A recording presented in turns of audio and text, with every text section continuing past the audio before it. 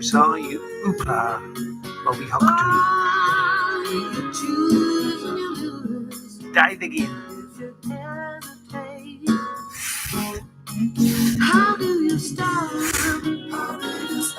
Mae Johnny'n gofyn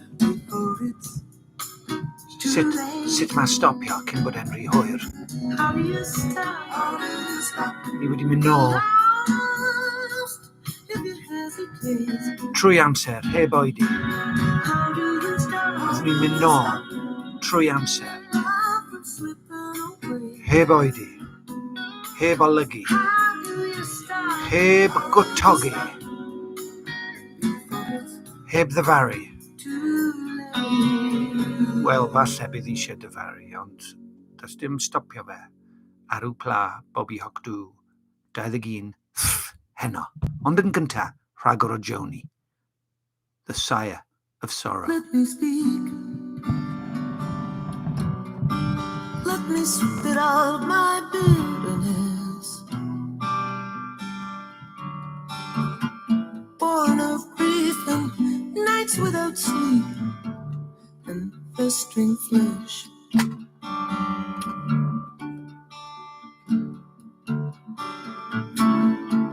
Do you have eyes? Can you see like mankind sees? Why have you soured and curdled me?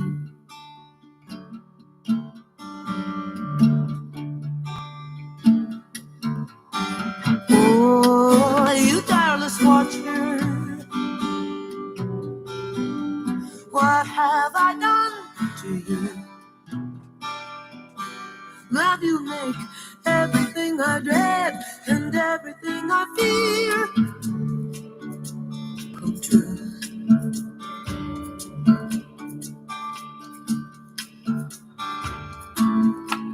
Once I was blessed, I was awaited like the rain,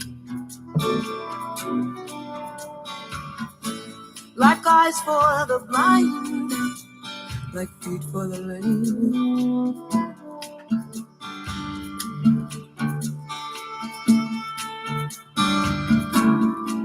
Kings heard my words, and they sought out my company.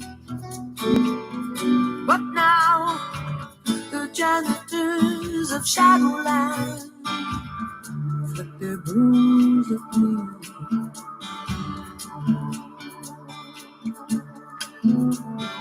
Oh, you tireless watcher, what have I done to you? That you make everything I dread and everything I fear come true. Man is the sire of sorrow.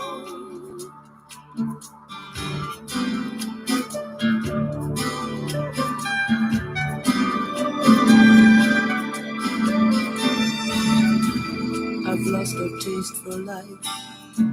No more complaints. Tell me, why do you starve the faithful? Why do you crucify the saints? And you let the wicked prosper. You let their children frisk like deer. And my loves are dead or dying, but they don't come near. We don't despise your chastening. God is correcting you. Oh, and look who comes to counsel my deep distress. All these pompous physicians with carelessness, all this ranting, all this wind, filling our ears with trash, breathtaking ignorance, adding insult to injury. They come blaming and shaming evildoers and shattering me. This vain ambition is to seem wise. Man born lasses, oh, you tireless watcher, what have I done to you that you make everything I dread and everything I fear come true? We don't despise your chastening.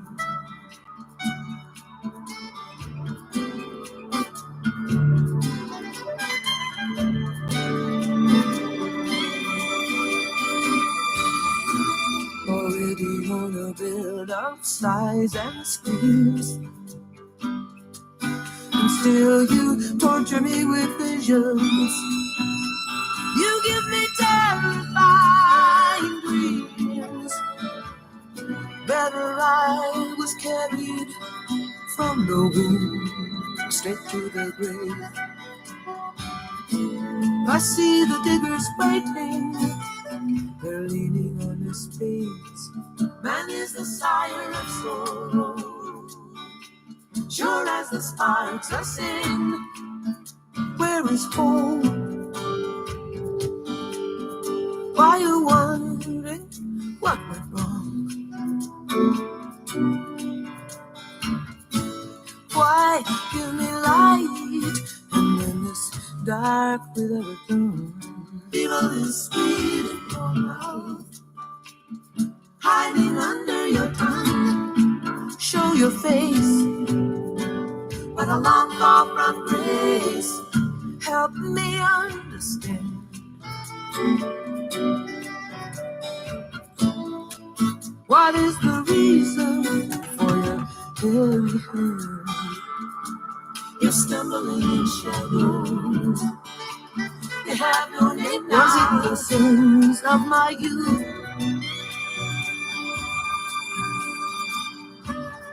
What have I done to you that you make everything I dread and everything I fear come true? Oh, your guilt must weigh so great. Everything I dread and everything I fear come true. Mine is the sire of sorrow. Oh, you make everything I dread and everything I fear come true.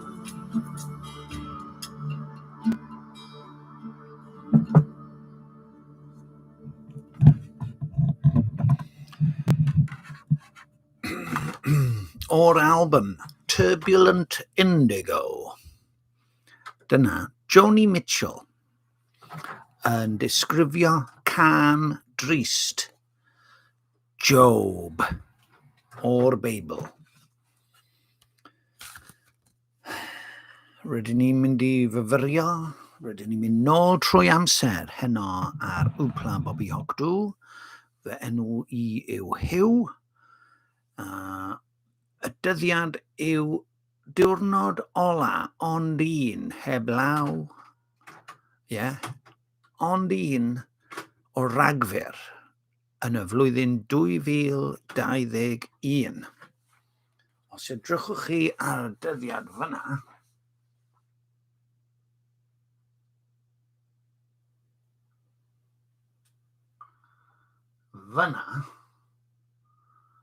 mae hwnna'n dweud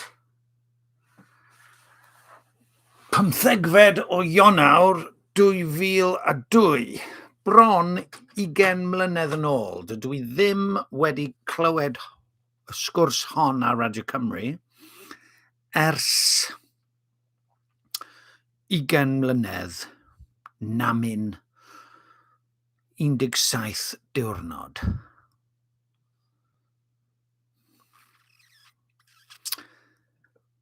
Peth annifyr yw clywed eich cerddoriaeth, eich gwersi, ysgol gynradd a'r dap.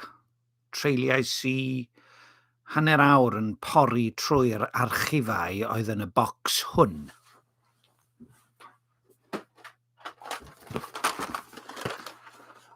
yn y bocs roedd caneuon can actol a'r gitar a llais.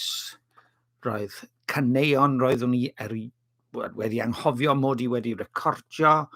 Roedd cwpl o hen bregethau, nid gen i, ond gan bobl, a fydde rheini'n hyfryd i'w clywed, a falle gawn ni gyfle. Ond yn ymhlith, mae hwn yn dda, tap roddwyd i mi gan Huw Eirig Davies.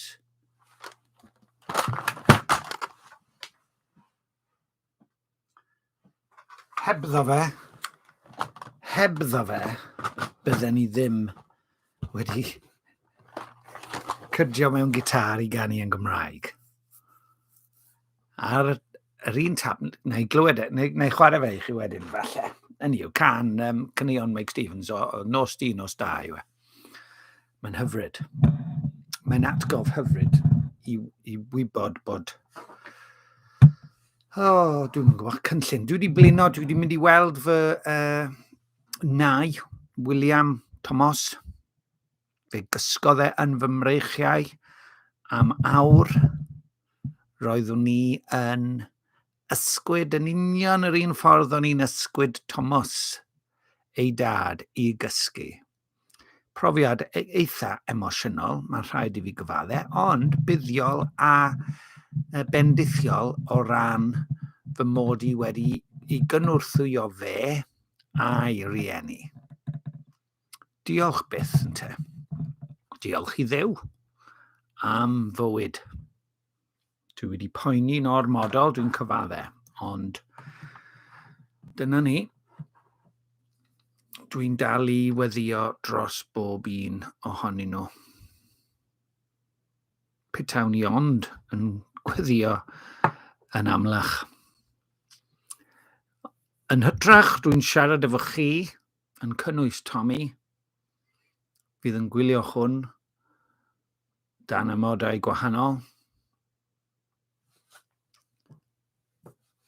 Does dim rhaid i fi ddweud unrhyw beth, oherwydd mae'n dallt y dalltings. Prynais i gigeidion iddo fe. Sticeri melyn. 1 bunt 45 ceiniog o'r siop lawr y stryd. Eisiau gelan. Ynghyd â hwmws gyda nionyn wedi carameleiddio am 39 ceiniog. Sticer melyn. A phrynais i cwrent dion. Pris gostingedig. Ond ges i yr ail becyn nôl dy fe. A dwi'n mynd i gael e i frecwast fori gyda fy uwd. Neu fel ma plant brawd fy ngwraig yn dweud, hiwd. Reit, nôl â ni.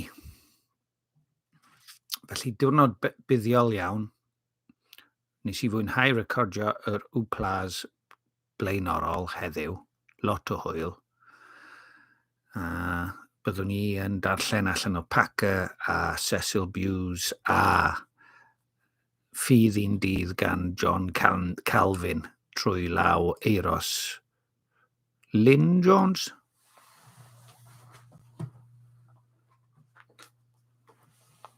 Euros Wyn Jones, mae'n ddrwg gen i, rwy'n ymddeheurio.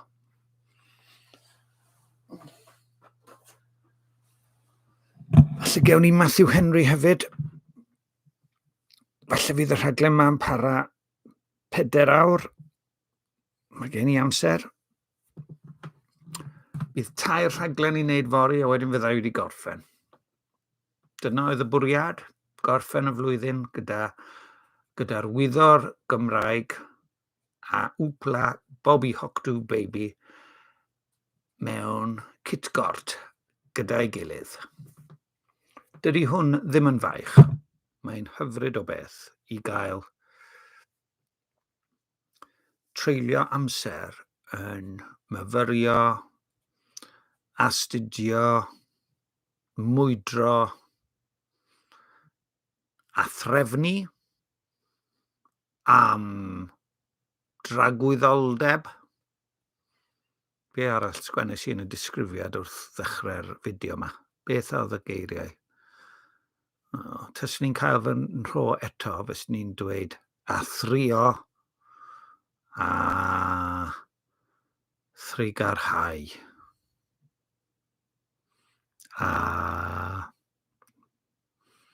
geiriau'n dechrau gyda ty a theithio a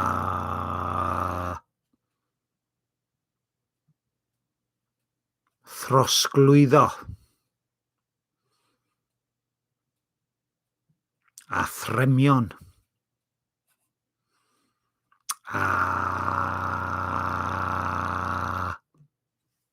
a'i treiglad llais yw e, neu treiglad trwynol. Treiglad llais yw e, ynde? Dwi wastad yn trio atgoffa fy hunan. Treiglad llais ar ôl c.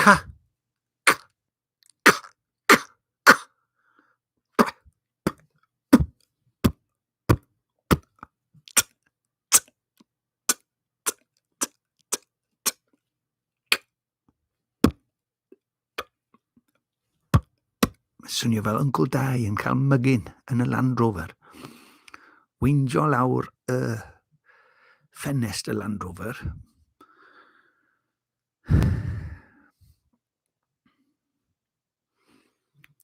Clirio iddw. Poeri yr fflem allan trwy'r ffenest. Esgusodwch fi, dwi'n ymddiheuro am y disgrifiad diangen. A'r gwynt yn chwythu fe nôl ato ni yn y cefn. Fi a Gareth fy mrawd, yng nghefn y Land Rover, ar y ffordd i'r farchnad i werthu dafad. City Boy in Devonnog by Hugh Pritchard. Ni ddim yn mynd nôl i'r gorffennol. Wel, ni ddim yn mynd nôl mor bell i orffennol eich DJ heno. Rydyn ni'n mynd nôl 20 mlynedd, na mynd 17 diwrnod. At brofiad rwy wedi ysgoi ail rando'r hwn oherwydd yr embaras neu y dychryn nad oeddwn wedi gwneud cyfiawnder am Duw. Ond dwi'n mynd i blymio i ddyfynderoedd fy anallu. Nawr. Felly, nid gwibdaeth, nid a thrip ego yw hwn, ond ar brawf i weld os oes gennyf y gallu i wynebu realaeth. Dyma a glywyd, nid wyf yn dyfaru, mae'n linyn mesur o'm ffydd i nawr. Sut mae hwn yn mynd i swnio i mi nawr 20 mlynedd yn ddiweddarach? Dyma'r arbrawf, fe gawn ni rannu gyda'n gilydd. Mi stopiau'r tap os fydd gennau rhywbeth i ddweud, ac os ydyn ni gyd yn dioddau, fe gawn ni ganeuon, a fe gawn ni bregaeth. Nawr te, ffeindiau si hon, na i weindio fe nôl nawr, beth yw hwn yw? John, the Gospel in the Republic of Ireland, John o Woodside. Dwi'n ofnadw wneud y cenion Gwyddeleg, dwi'n ymddiheuro. Dwi wedi gwrando ar y bregaeth rhyw 4-3 mlynedd yn ôl, a oedd e'n hyfryd o beth. So, os eif pethau'n drech na ni, ewn ni'n syth at hynny. Mae'r bregaeth yn Saesneg. It's a sermon or a anerchiad. Beth yw anerchiad yn Saesneg? It's a anerchiad. Diolch Eirlis, rwy ti ger llaw. Mi drown ni at anerchiad i wybod beth yw'r gair yn Saesneg. Is it an audition? No, that's a clyweliad. Is it a toaster? No, it's a telly. It's a toaster. It's a telly. anerchiad. Falle mae pregeth yw wedi'r cyfan, ond gewch ni weld beth yw anerchiad gan fy mod i wedi dechrau. Anerchiad. Roeddwn ni, yn y cyfweliad, roeddwn ni'n siarad gyda chyflwynydd, dwi wedi anghofio enw cyntaf, falle fydd hi'n dweud nawr. So, maddeuwch i mi, nid dydw i ddim yn heillig, dim trio bod yn heillig, ta beth. Anerchiad, sawl en sy'n anerch? 2 falle, ia? Gawn ni weld nawr. Anerch. Anrhaith yw spoil, booty. Easy. Anrheithiau, anrheithi. Ysbail, lladrad, spoil, booty. Distryw, destruction, neu cyfoeth, wealth, herds. Wel, am air. Dychmyga, taswn i'n air yn yr iaith Gymraeg, fysen ni, dwi'n meddwl, a 3 ystyr. Dwi'n fath yna o foi, dwi'n meddwl. Hugh Bob's Pritch yw fy hunaniaeth ar WhatsApp. Ond mae rhaid fi stopio sôn am fy hunan. Nath Matt Spry ddyfynu ar Twitter echnos, dyfyniad gan C.S. Lewis yn dweud gostyngeidrwydd yw nid gwneud llai am eich... O, dwi'n anghofio fe. Ond siarad llai am eich hunain. Dwi ddim yn gwybod beth, na i edrych ar y dyfyniad eto. Dwi'n ymddeheurio, Matt. A C.S. Lewis i ddeud hynny. Right, come on, beth yw'r anerchiad? Come on, os bosib allai i ddim chwilio. Anwfn yw underworld, the other world, o 2 uffern hell. Anynol, inhuman. Anioddefol, unbearable. Anerchiad. Come on, Hugh, fydw wedi ffeindio fe. Diolch yn anodd. Anerch, yep, anerchiad. Anerch, greeting. Address. Anerch, to address. Anerchiad, ydy'r gair yma? Na di. So, address yw e. Nid cyfeiriad, address. Ond anerchiad. 2 en. Wel, diolch byth yn te. Da ni'n mynd i rando ar y gwyddel yn pregethu i ddechrau i weld os ti tap yn gweithio. Mr. John O. Woodside. Thank you, Mark. It's lovely for me to be at this. If we're true to say it's lovely to be at this rostrum, but that would be less than accurate because it's a somewhat daunting prospect to be here at the front. But gawn ni glywed ti mewn munud? Wel, mewn 40 munud, os di'r peth yn parhau. Reit, dymunwch bob hwyl i ni, boys. Mae hwn yn mynd i fod yn boenus i fi. Ddifyr i chi. Dwi heb rando ar y tap, so dwi'n ymddeheurio, ond i ddim yn gwybod bod hwnna yna.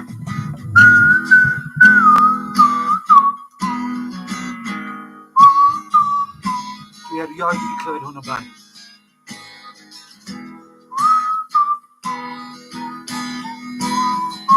Sorry, boys.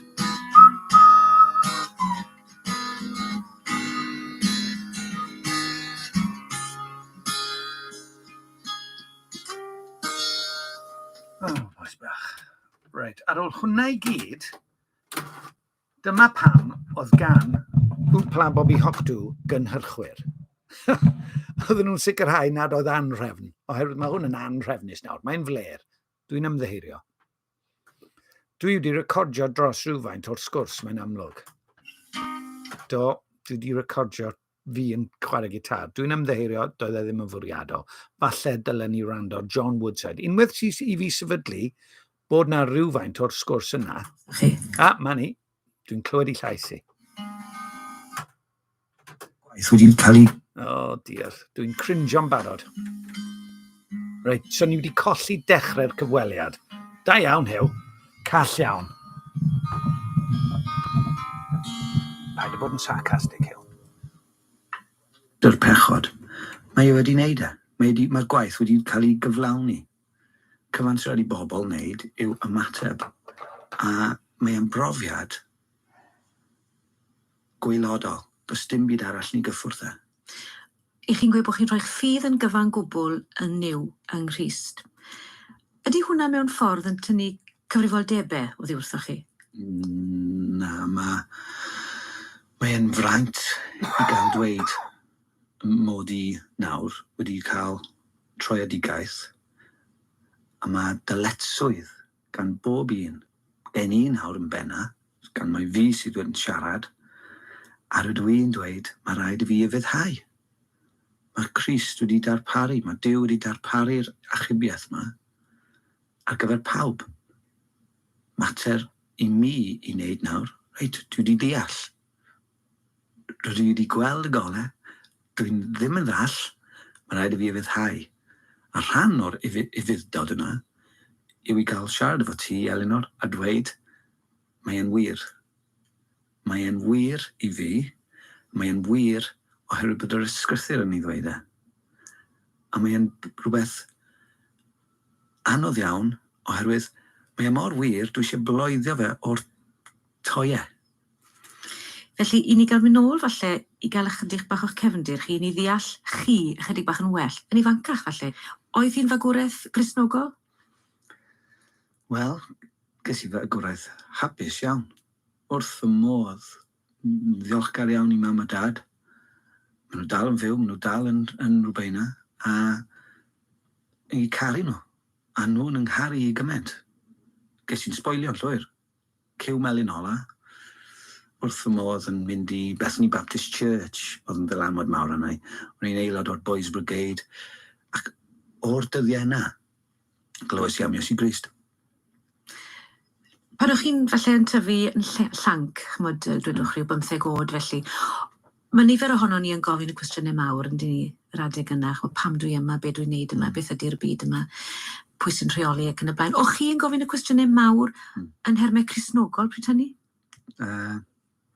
Yn sicr ddes i'n feddyliwr, o'n i'n poeni am y drigioni yma, o'n i'n poeni am yr hyn o'n i'n glywed yn Bethany Baptist Church. Dwi'n cofio y parchedig y Reverend Gwynfryn Thomas yn sôn am rywioldeb pan o'n i'n 14, a dwi'n cofio fe'n colli dymer ac yn, wel, nid yn colli dymer, ond yn ymddangos yn flin iawn ynglyn â safonau moesol y cyfnod, yna lle oedd y boys i gyd, ni yn y cefn yn yr adeilad eitha cyfoes yma, yn gwrando. Nawr roedd rhai o'n ffrindiau fynd mewn i'r bedyddfan yn y blaen, yn 14, 15, ac ymateb i wahoddiad Iesu Grist. A mynd mewn i'r bath yma, be ni'n alw eich yma. A wedys i, o na, dim diolch, dwi ddim yn barod. Oherwydd, mae rhaid, dwi'n ceisio bod yn wrthrychol fan hyn, ond mae rhaid bod Duw yn dweud wrtho fi, na, ti ddim yn barod. Ond mae rhaid mod i hefyd, be dwi'n sylweddoli nawr, roeddwn i'n rhedeg oddi wrth Duw. Gymaint a phosibl. Mae'r Beibl yn dweud bod ni gyd yn rhedeg oddi wrth Duw. Ys dim ots be ni'n neud. O hyd yn oed os ni'n ymddangos yn grefyddol, ni gyd yn bechaduriad. A dyna yw yr ateb. Chymod, nes bod Duw yn goleuo ni, i ni gyd yn rhedeg oddi wrth Duw. Felly dwi'n edrych nôl ar y cyfnod yna yn dweud, dechreuodd fe ymwybyddiaeth o angydffurfio cymdeithasol y cyfnod yna tua 14-15 es i dafarndau. Dechreuais i smocio. Dechreuais i, wel, bob math o bechod oedd yn amlwg yn gymdeithasol yn ogystal ag yn fy meddwl fy hun. Be sydd yn ddiddorol, wrth dyfu lan wedyn gyda ffrindiau ysgol yn Llanhari, mi oedd yna Gristnogion yn yr ysgol. Be sydd yn hyfryd yw clywed yw bod nhw wedi gweddio drosto fi yn ystod y cyfnod yna. Merched 5 mlynedd yn iau na fi. Os allwch chi ddychmygu Hugh Pritchard yn 17 yn yr ysgol, mae'n siŵr bysa merch 5 mlynedd yn iau yn dweud, pwy yw'r boi na? Be mae'n neud ar y llwyfan? Ac yn cynnig gweddi. A 15-19 mlynedd yn ddiweddarach, mae gweddiau Cristnogion wedi cael ei hateb. A mae hwnna'n fy wneud I mi deimlo'n ostynedig, ac yn atgoffa I mae gweddi yw'r ffordd I siarad â Duw. Chi'n credu bod y gweddiau yna mor bwerus bod nhw nawr yn gallu dwy'n ffrwyth? Wel, dwi wedi siarad â Wyn. Nawr oedd Wyn yn Gristion, a wedodd wrtho fi, ata I dystiolaethodd gynta yn 15 mlwydd oed. A mae hwn, mae'n lyflu o stori, oherwydd wrth gerdded adre ar ôl bod allan efo Wyn, a Wyn wedi bod yn ddigon dewr I ddweud, dwi'n meddwl bod fi'n eisiau dilyn Iesu Grist. Paraphrased. Dwi'n gwybod cofio beth wedodd go iawn. Sbies I ar y ser yn cerdded adre dros Heol Erwin yn Wrbeina. Olygfa anhygol.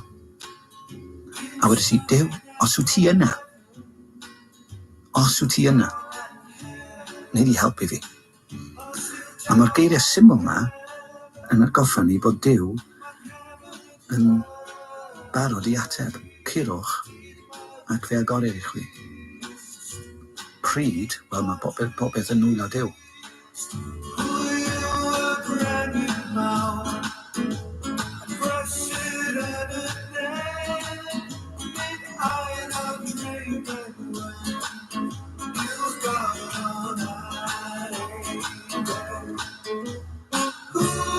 Mae'n ymddangos I fi fel petai na ddau hiw Bobs Pritchard yn bodoli ar y pryd, achos hyd yn oed yn coleg fe wnaethoch chi ddrama, dyna chi un ochr o Bobs a cathroniaeth, sef yr ochr hiw falle. Doedd y crefydd yma ddim ar wahân. A I grwt 14 oedd caru music. A cyfan o'n i'n neud oedd byw ac anadlu music. Gofynnwch chi am mam a dad nawr, na lle oeddwn I efo clustffonau enfawr mlaen, yn neidio lan y lawr yn lle wneud yn gwaith catre. O'n i'n gwrando ar sothach, be dwi'n ystyried yn sothach nawr, ond oedd ar pryd yn ffantastig. AC/DC, if you want blood, you've got it. No, thank you very much. Eleanor, oedd gymaint o ddylanwad arna fi. Mae dweud bod na ddau hiw yn gwbl anghywir. O'n i'n berson ar y ddeiar yma. Ond oedd y dyndra'n doedd? Dim felly, o'n i'n hapus iawn. O'n I wrth y modd yn perfformio. O'n i'n berson balch dros ben. O'n I wrth y modd yn cael cynulleidfa. O'n i'n gweld y byd yma yn hapus. Tan I mi fethu lefel A, pan ddes I lawr, syth lawr. Be darodd fi? Methiant. Do, mi es i'n drist adeg hynny. Ond, es i'n ôl i'r ysgol. A mi nes I ail istedd, wedyn nes I goleg. A wedyn, dechreuodd yr holl lol, beth oedd yr holl showbiz ma, o ffeindio, reit, mae pobl yn gwrando ar fachgen sydd yn efo rhagfarnau o Gaerdydd. Yn wedig yng nghyd-destun gogleddwyr Pant y Celyn. A felly ges I ryw fath o lwyfan. A wedyn mae llwybr balchder yn mynd yn ei flaen, chyma. A unwaith mae dyn yn meddwl bod ganddo fe I hunaniaeth arbennig ble ath Duw yn y mywyd I wedyn? Y Duw ma oedd yn fy mywyd I yn lan at 15 mlwydd oed, oedd y Duw ma wedi diflannu.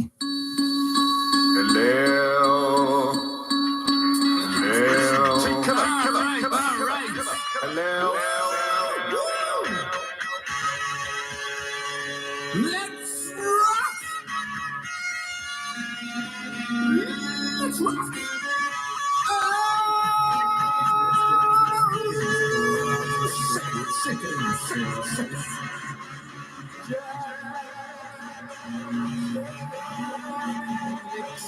Please welcome the Builds! Wel, dyna lle oedd Bobs yn y coleg yn cael bod ar lwyfan ac yn bod yn dipyn o glown ac yn actor ac yn ganwr pop ac yn y blaen, mwynhau hun. Ond bydd rhaid I chi ddifrifoli hefyd yn dod mewn iddoch chi briodi a cael teulu. Do, oedd hwnna'n alwad bwysig iawn lle oedd rhaid fi dyfu lan yn gyflym yn 11 mlwydd oed. A es i'r capel adeg ni I ddiolch I fy syniad I o Dduw. Beth bynnag oedd Duw I fi, I ddiolch am enedigaeth fy mab, Thomas. A yn y capel yna, sgwennes I pwy yw y brenin mawr, yn meddwl, pwy yw y brenin mawr? Pwy yw Iesu Grist? Be dwi'n neud fan hyn? gafodd y cwestiwn ddim ei ateb, fy rôl I mewn bywyd oedd bod yn dad cyfrifol a charu fy mhlant. A na I drio disgrifio'r sŵn ddath allan o'n nghorff I pan bu rhaid I mi I gadael nhw, oherwydd ysgariad, oherwydd y system gyfreithiol.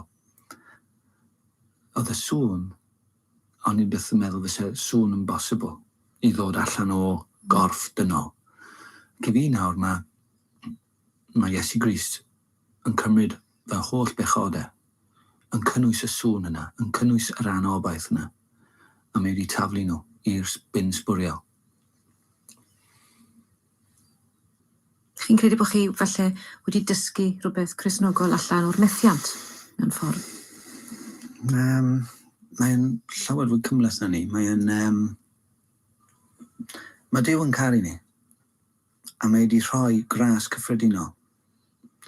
Mae'r teulu yn gynllun Duw. Mae'n feibledd. A oedd yn amlwg, y ffordd oedd yn rhiodas I mynd, dwi'n edrych nôl ar hwn, a dwi'n gweld llaw Duw yn beth oedd yn digwydd. Gweith ar boen a'r holl ddiflastod, fi, gweith ar fy honiadau diniweidrwydd, mod i'n ddiniwed, roeddwn ni yr un mor eog a phawb arall yn y broses hyll yma. A oherwydd y mod I yn mynd fy ffordd fy hun. Enghraifft o hwnna yw fy mynd i'r lle o'n i'n byw, es i'r ysgol I ddysgu plant ysgol Sul yn ei harddegau, oherwydd mod i'n athro lleol, oedd eisiau rhywun anyn nhw, oedd y gymuned yn un braf, a gores I ddim un Beibl. Nawr, pa fath o gymdeithas sydd yn arddel Cristnogaeth sy'n dweud dyw'r Beibl ddim yn bwysig? O'n i'n trafod cyffuriau, o'n i'n trafod problemau, cyfoes. Felly, pan ddechreuodd fy mhroblemau, ges I siom adre, es i'n nghefn yn erbyn y sefydliad mawr enw'r capel. O'n I ddim yn deall, o'n I oedd gennau ormod o gwylydd bod ym mhriodas i'n syrthio'n ddarnau. A mae'n dysgu rhywbeth amdano ni. Mae Duw wedi nysgu I. Mae wedi dysgu rhywbeth amdano fi fy hun. Allai ddim sefyll ar yn rhad fy hun. Allai ddim. Mae'n rhaid bod y cyfnod wedyn ni wedi bod yn un eitha tywyll I chi, ond mae eisiau codi'r rhai pethau wedi bod yn clywed yn eich cyneuon chi hefyd. Dwi'n gwybod eich bod chi wedi gweud bod chi'n mwyn brwydro yn erbyn Cristnogaeth I raddau. Ond mae yna un dwi'n credu sydd yn anhygoel, croeshoeliwch fi ar fynydd Clos Sophia, croeshoeliwch fi am weithio i'r cyfrynga. Bobs oedd hwnna, yn ei anterth, ynddo? Y clown, yr actor mawr ma, oedd yn mynnu bod yn groch, ac eto, dyna fel o'ch chi'n teimlo? Pan o'ch chi ar ben eich hunan? Croeshoeliwch fi? Sgwennwyd hwnna pan o'n I dal yn briod, chyma. A oedd e'n hyll. Mae'n hyll nawr, oherwydd mae'n ymwneud â slogan anffyddiwr, pechadur, yn cymryd rhywbeth cysegredig ac ni amharchu ac ni ddefnyddio fe mwyn difyrwch personol. Ond ydy mor symla hynny? Wel, I fi wrth sgwennu mae rai fi ddeud, y magwraeth mae ges I, o'n i'n teimlo, allai'm deud hwnna. Ond gyda dylanwad, pobl yng nghwmpas I, go on, mae'n gan dda. A mae'n dangos yn dweud, mae'n dangos yr hunan ar waith. Sdim ots am bethau sanctaidd, sdim ots am bethau sydd yn gysegredig, sdim ots bod Iesu Grist wedi bod ar groes. Dyma sut dwi'n ystyried pethau nawr, yw, I fi, mae Duw yn defnyddio sefyllfa fel na. Chi'n gweld hwn fel cabledd nawr? Wel ydw, ond mae'n fy nghynorthwyo I ddeall cyflwr pechadurus a chyflwr person sydd wedi cael ei achub. Oherwydd fydda rhywun sy'n cael ei achub ddim yn meiddio sôn am y groes fel yna. Oherwydd y groes yw y digwyddiad pwysica sydd erioed wedi digwydd yn hanes dyn. A mae e'n llawer. Chymod, dyna un peth sydd wedi digwydd I fi. Dwi wedi ddifrifoli. Oedd Bobs, fy alter ego, fy ngyrfa am 2 flynedd, a reit, elfen fechan o fy nghymeriad I, wedi cael ei chwyddo. A o'n i'n sydyn iawn yn ysgrifennu caneuon, does dim nefoedd, ond mae gen I gymuned. Roedd dyn a fy nghymdogaeth I a fy hunan yn bwysicach o lawer na'r hyn o'n I wedi glywed am Dduw.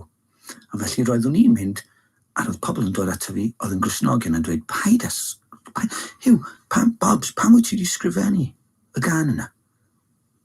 A dwi'n cofio fy ymateb, ewch I ffwrdd, dwi'n rhy brysur I drafod.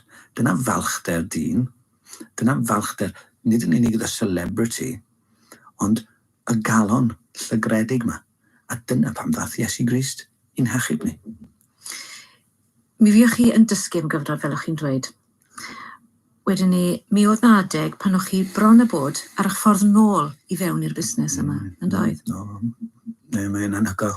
Chymod, ddes I mewn i'r studios y BBC ar ôl cyfnod o orwedd yn isel fel petai a meddwl, reit, ail ymosodiad ar y cyfryngau nawr, meddai fi.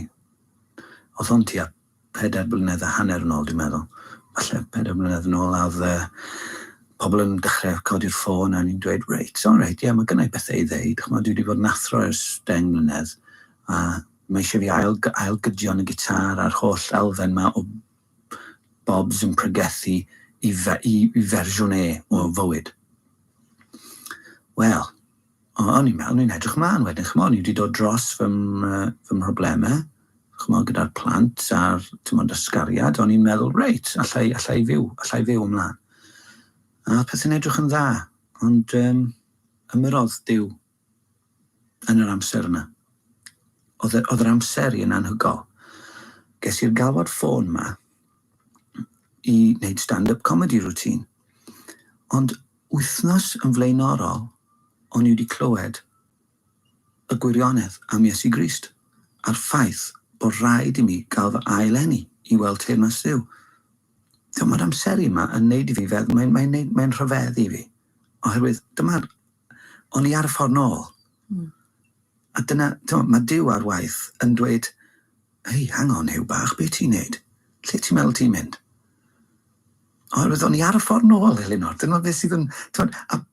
O'n i'n greadur mor styfnig, fyswn I wedi wneud hefyd. Ond glywes i'r adnod trwy gyd-weithraig. A es i'r stand-up comedy, i'r Chapter A Centre.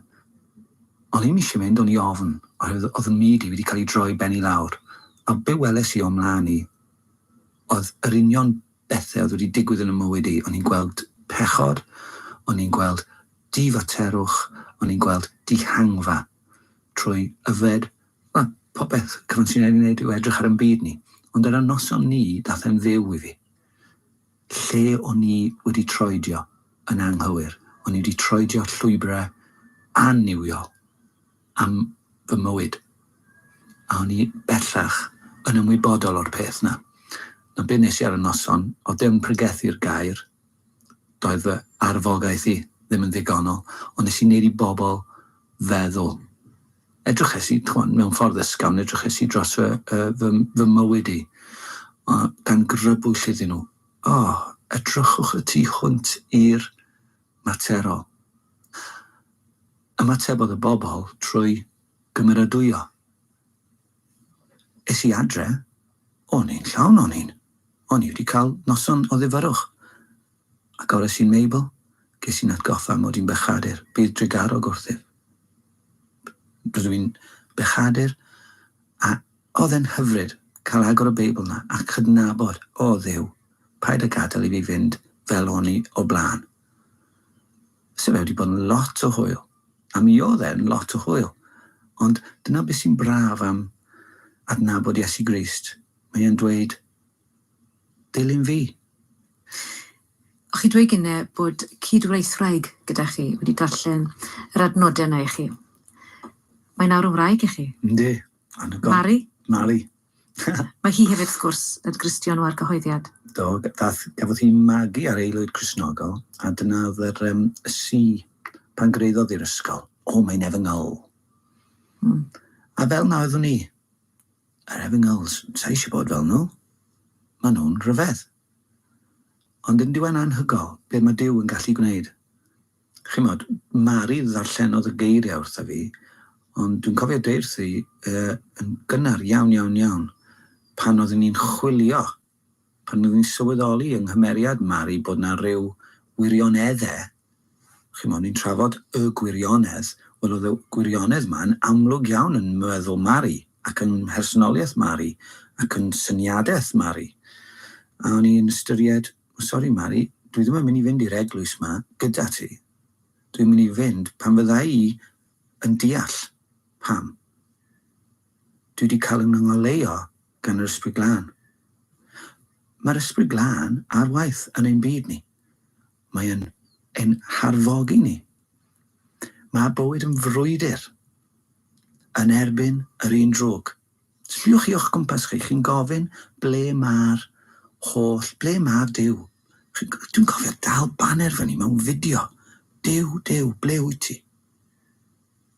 Chymod? Yn sloganu. Mae Duw wedi dod i'r ddeiar.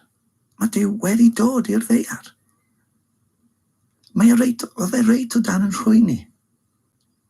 Mae o reit o dan trwy'n pob Cymro Cymraeg ma. Mae e mor ddramatig. O'ch chi'n gwybod chi yn ufuddhau i Grist nawr? Swn chi yn ufuddhau? Swn chi'n ymwybodol bod chi'n ufuddhau? Trwy edifarhau bob dydd. Trwy sylweddoli bod Crist wedi dod i fy achub i ac achub pawb sydd yn bechaduriad. Allai ddim eistedd nôl nawr. Gynt o'n i'n ddall, nawr dwi'n gallu gweld. O reit, mae synwyr cyffredin a doeth uneb. Dwi'n athro cynradd. Allai ddim mynd o gwmpas yn bloeddion Marks and Spencers, na llaf. Mae Duw yn rhoi doeth uneb i ni. Am gael y doeth uneb na. Felly, walk the walk, Mr Pritchard. Pechadur number 1, fel glywes i bachan yn deud wrtho fi neithiwr, a oedd e'n siarad amdano fo ei hun. Ond mae pob Cristion, dyw e byth yn anghofio, i ddyled. Oherwydd, mae'r ddyled wedi cael ei dalu gan yr arglwydd Iesu Grist. A mwyaf i ni'n myfyrio ar hwnna, y gwell fydd e i'n byd ac i fywyd Cristion, oherwydd mae yna gymaint o gyfoeth yna. A mae rhaid ni ddweddio am ddiwygiad. Dyna'r neges. O reit, dwi'n dechrau pregethu, ond mae e'n ddiffiant. A dwi'n falch o'r cyfle i siarad fo ti, Elin. Dwi'n gwybod, allai sôn am fy hun llawer mwy na allan ni sôn am Iesu Grist yn anffodus. Dyna'n nghyflwr i ar hyn o bryd.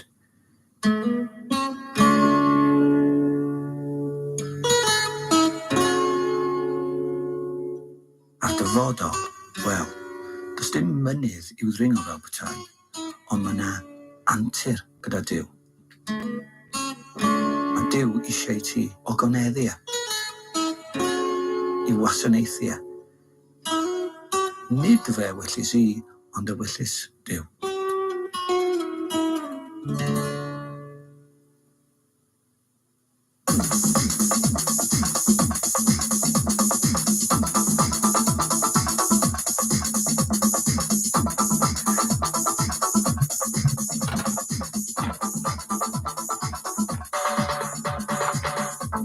Helo nosweddau chi.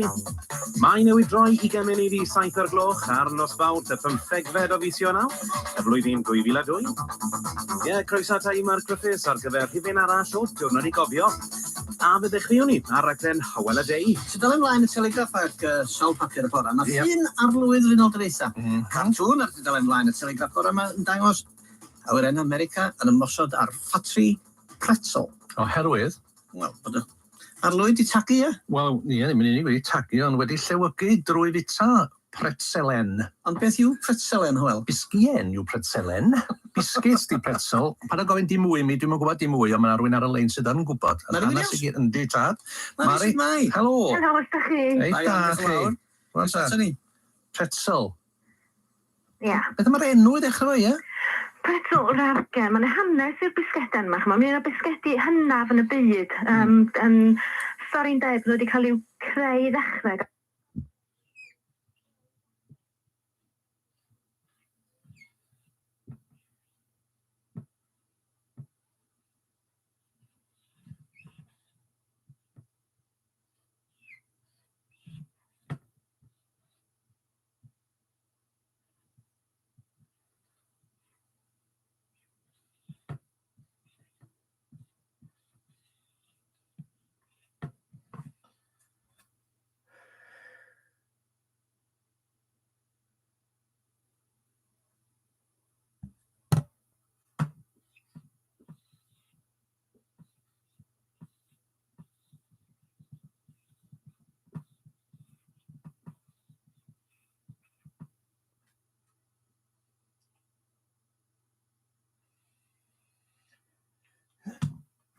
Rydych chi'n gwrando ar Wplabobiho, baby, 21.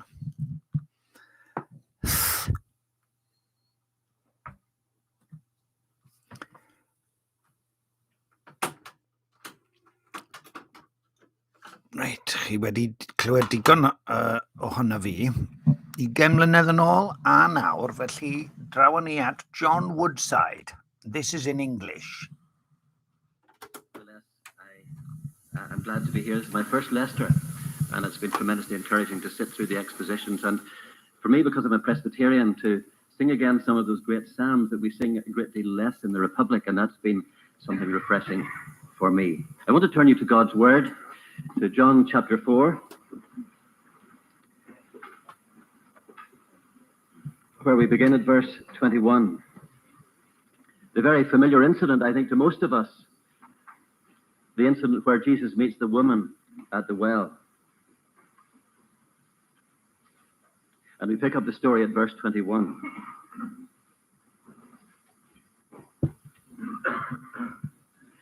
This is God's word. Jesus declared, "Believe me, woman, a time is coming when you will worship the Father neither on this mountain nor in Jerusalem. You Samaritans worship what you do not know, and we worship what we do know, for salvation is from the Jews.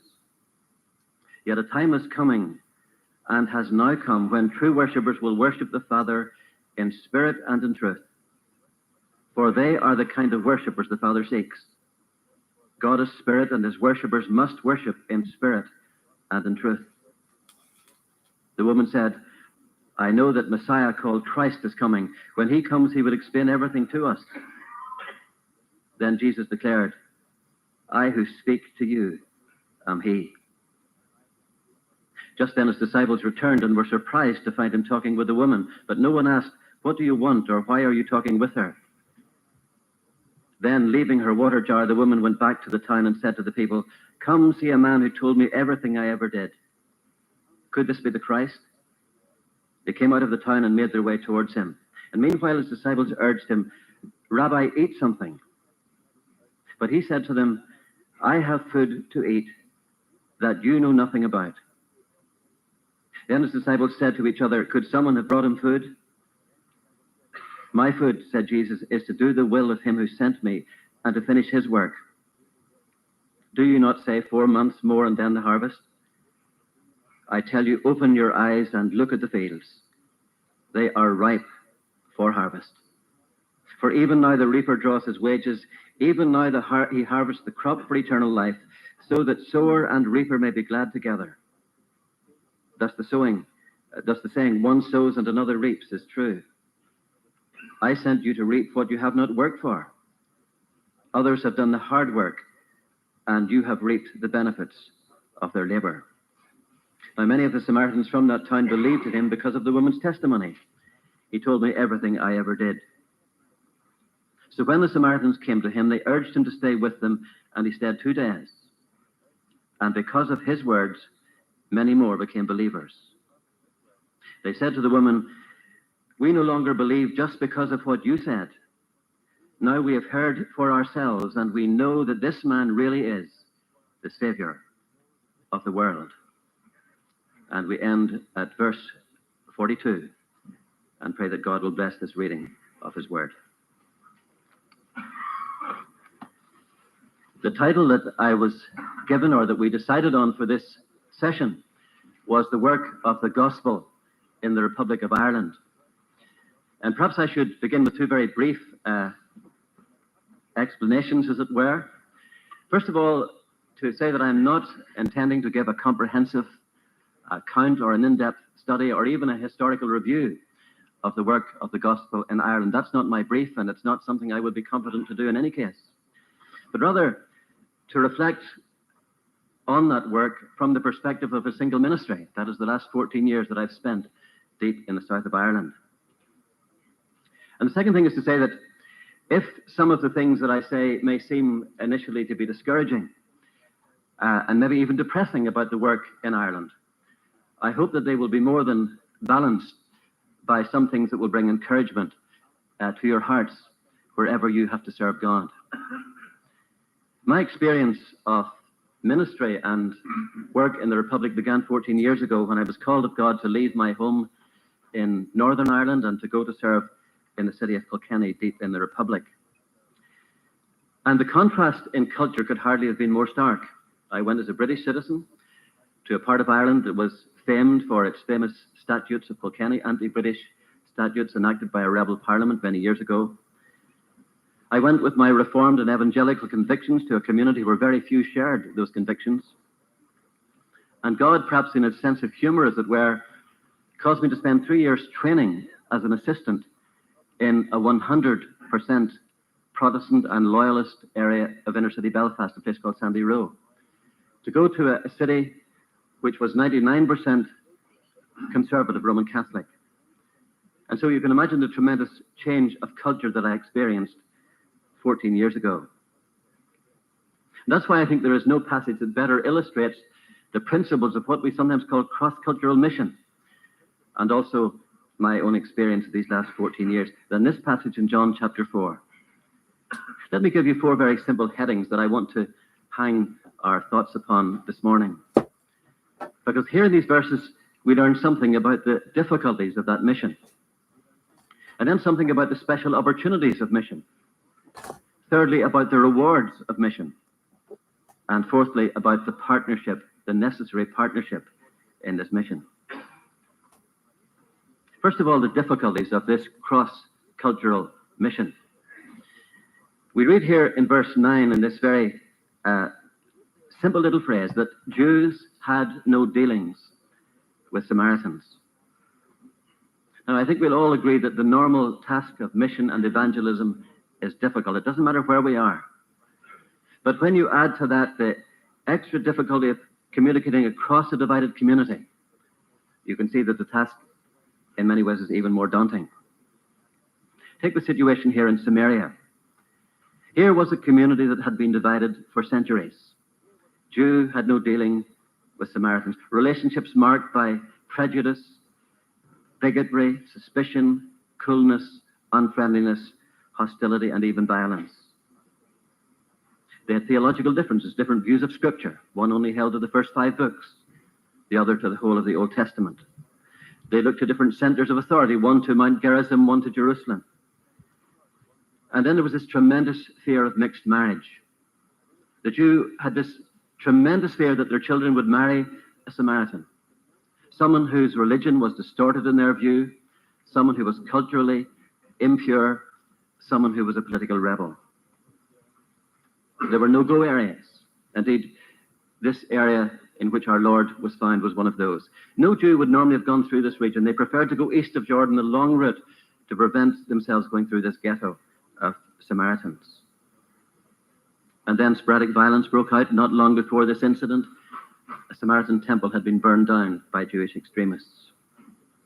And so as our Lord here engages this woman in conversation about the gospel, it is not simply one human speaking to another about the gospel. Not even one human speaking from one culture into another culture, but speaking across centuries of hostility, all the baggage of that suspicion and fear and hatred of over 700 years. And we can, I think, see that picked up in this verse 9. This question she asks, you, a Jew, asking me, a Samaritan woman, for a drink. Now, I think no one who comes from Ireland can fail to see the similarities in this situation and the one that we have known in Ireland for centuries. I may be telling you things that you already know this morning, but let me remind you that Ireland is a politically divided country. The northern part, 6 counties, 1.25 million people. I think somewhere about 55% Protestant background, 45% Roman Catholic. It used to be a greater Protestant population. The southern part, the 26 counties, 97% Roman Catholic, 3 million people or so. Now let me ask you this question this morning. Why is it that the Republic of Ireland is 97% Roman Catholic? Why is it that in this one part of Western Europe, the evangelical faith has never taken root? Is it because these people are somehow genetically predisposed against the gospel, or somehow here are a people who are particularly hardened to the things of God? Well, I think those who live in Ireland will know that that is absolutely not the case. If one can compare nation with nation, I would say that Irish people are more God-conscious than any group that I've ever known, at least in a general sense, more spiritually aware. And I would say also there could be no more friendly and warm and open people. As you know, the Irish are often the brunt of Irish jokes, but they're big enough not only to receive those jokes, but often to tell them about themselves. But during these 14 years in Ireland, I've begun to wonder how much of the jokes were actually jokes and how much were real life. I remember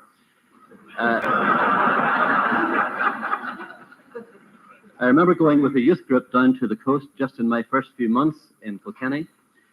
Virtually all the children coming in our little club were from the Roman Catholic background.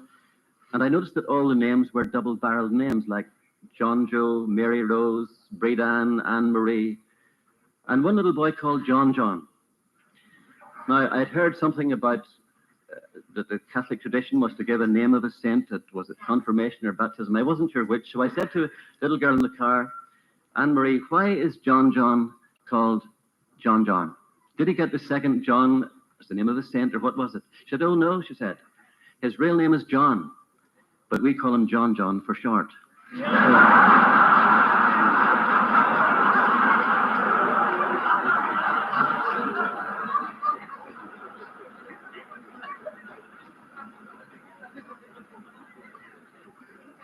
I remember browsing through a Dublin newspaper.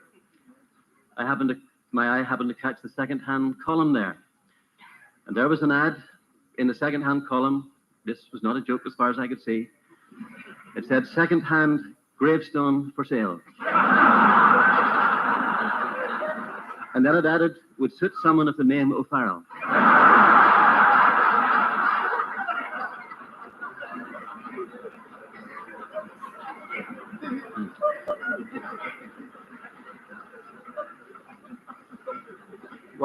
One of the problems of Irish young people, particularly from a Protestant background, is to find a partner because they're in a great minority. And though I haven't seen this ad, I was told that in the Irish Farmer's Journal there was an ad which said something like this. Young man, brackets, Protestant, with tractor, seeks to meet young girl, Protestant, with baler. And then it said in brackets below that, please send photograph of baler.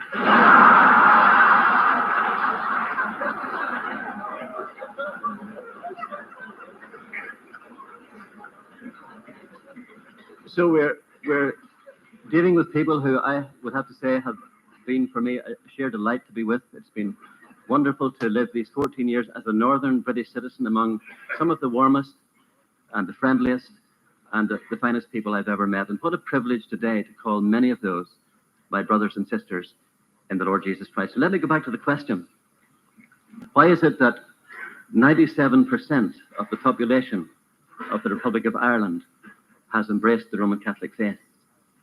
Well, I think the answer lies, at least from a human perspective, almost entirely in the tragic way that the Reformed faith came to that community.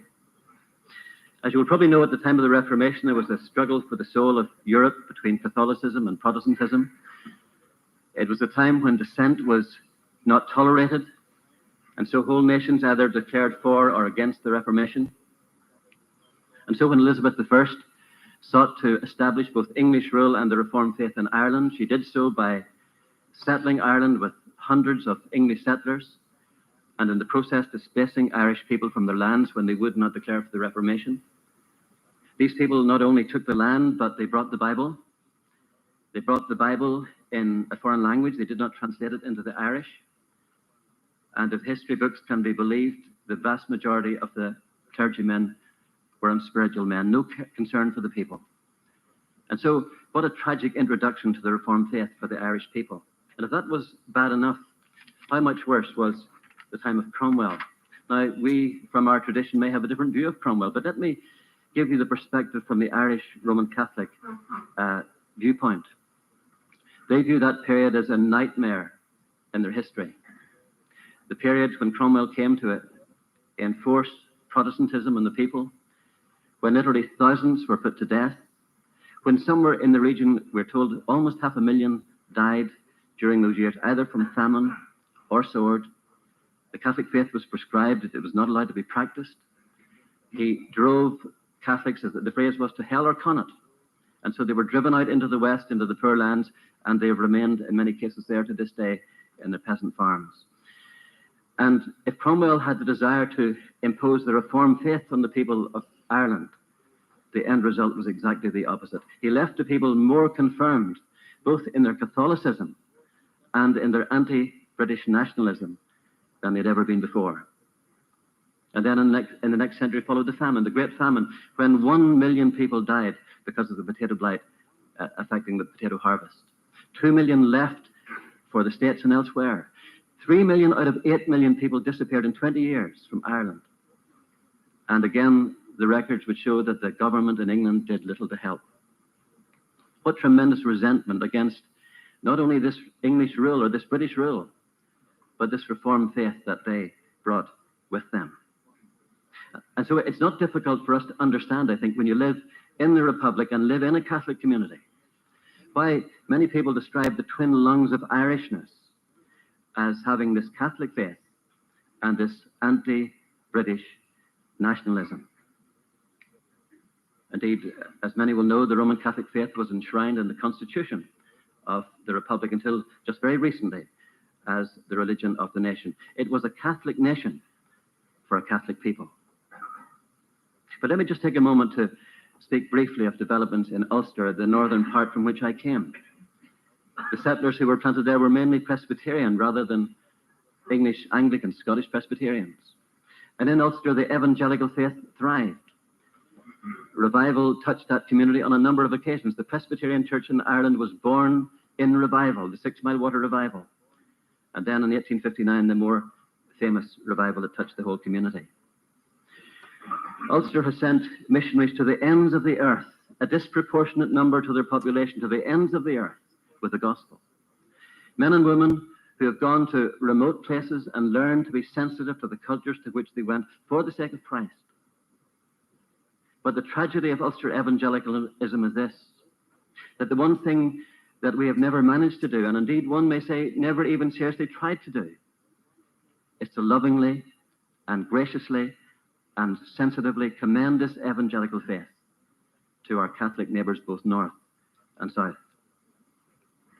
The tragedy is that the gospel in Ulster has become so inextricably bound up with politics in that almost blasphemous phrase for God and Ulster. The notion that somehow the gospel of God, which calls men and women from all the nations to the obedience that comes through faith, that this gospel can be defended and is synonymous with the defence of Ulster as part of the United Kingdom. And so the Orange Order will be marching in a few weeks to defend the gospel and to defend the union with Great Britain and Northern Ireland. And can you see how the ears and the hearts of the people are closed to a message which says, for God and for Ulster, which wraps that gospel of God in a Union Jack, so they cannot hear. I often put it to my brothers in Ulster, if we were to hear the gospel in terms of this message, for God and United Ireland, how many of us would be listening? We would not hear the message. We would only hear the political message that overlaid it. And so that's the tragedy of the evangelical faith in Ulster. In Ulster and in Ireland, the Jews have no dealings with the Samaritans. The tremendous difficulties of mission. But let me move you on to the second heading, and that is the unparalleled opportunities for mission. Here our Lord Jesus Christ turns to his bigoted, prejudiced, fearful disciples and says, "Lift up your eyes and look on the fields, for they are already white unto harvest." They looked at a woman and they saw a Samaritan, and they drew back in fear and in prejudice. He looked at a woman and he saw a human being made in the image of God. Someone created to glorify God and enjoy him forever.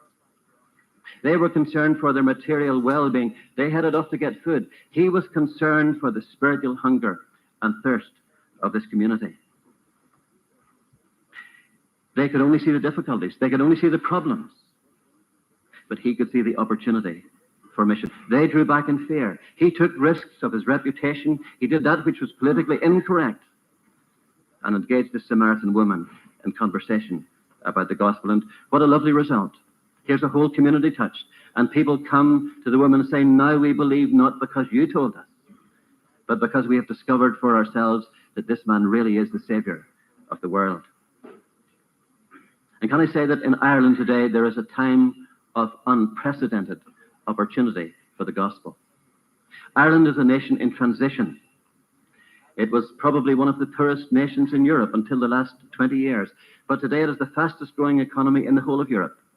It has outstripped the UK significantly in this last year. They speak about the Celtic tiger. It's their word for this tremendous economic boom that has brought wealth to the people of Ireland. And it's changing religiously too and spiritually. It is no longer the Rome ruled state that so many of us believed it to be. Ireland has the youngest population in Europe, a new generation who no longer get their information just from their parents or the priest. But they too see the British media. They too see Sky News and Sky Television. They see what's going on in the world, and they make up their own minds about these things. There's what you might call an a la carte Catholicism today. People who are Catholic in name, but quite prepared to take the bits they want and leave the bits they don't want. There has been a massive decline in mass going. In some parts of Dublin, mass attendance is less than 20% on a Sunday.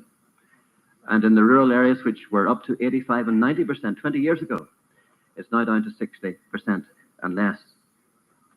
There is almost a crisis of decline in candidates for the priesthood. The seminary, just 100 yards from where I live and from the church, has gone in the last 5 years. No candidates for the priesthood.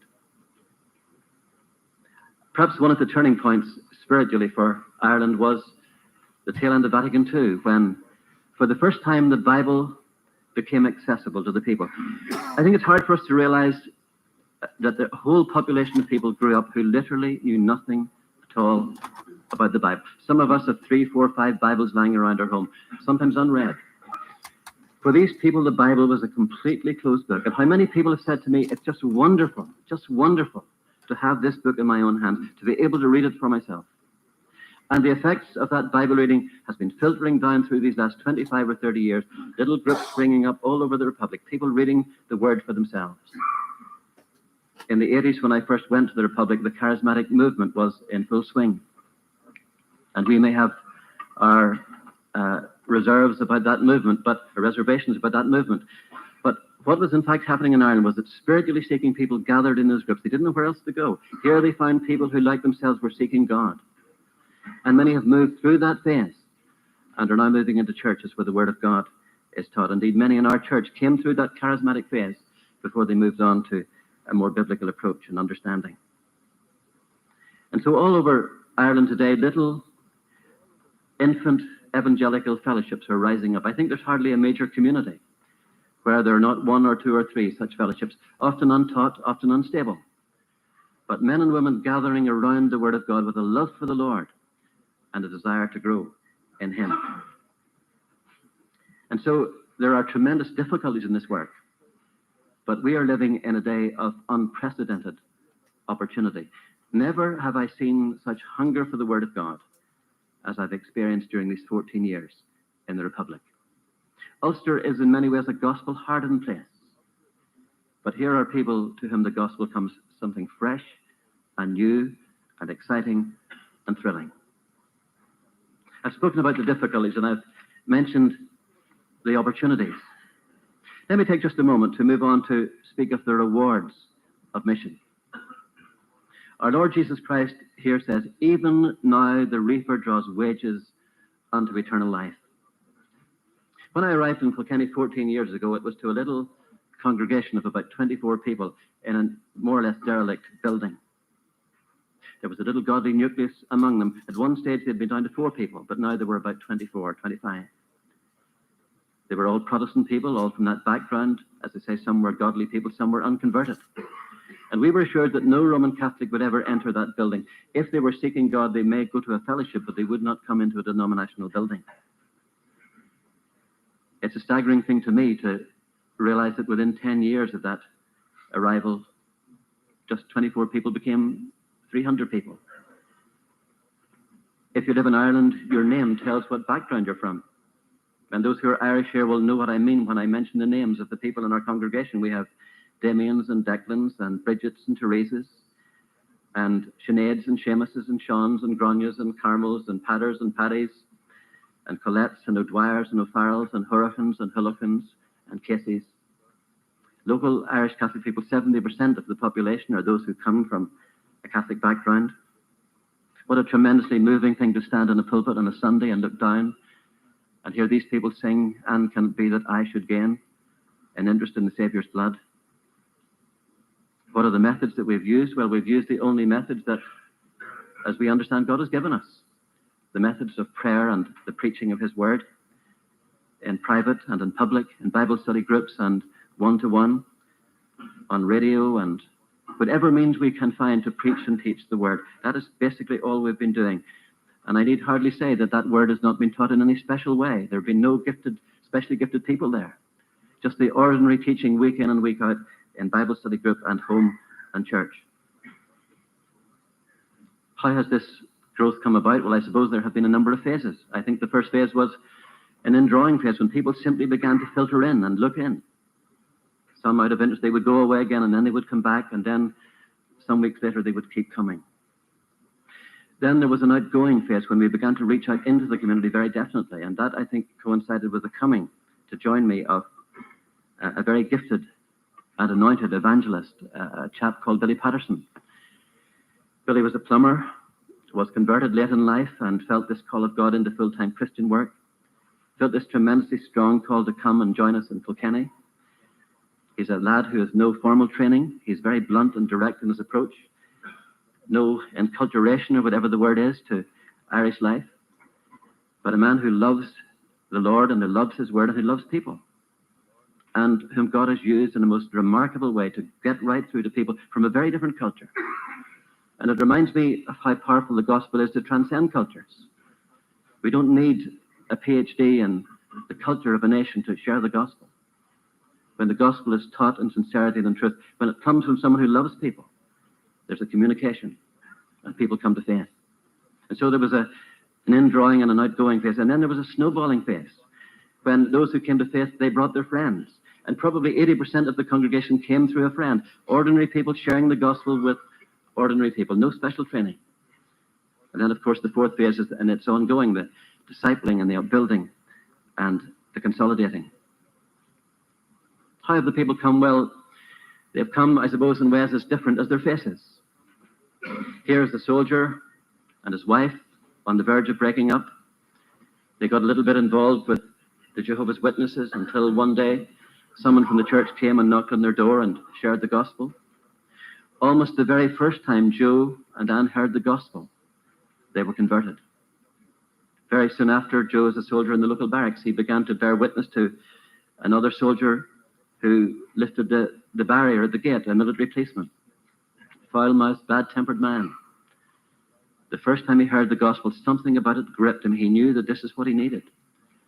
And for weeks he came under this tremendous sense of conviction. He had no contact with the gospel at all, shared simply by another soldier, a brand new Christian. I still remember the first night I saw him.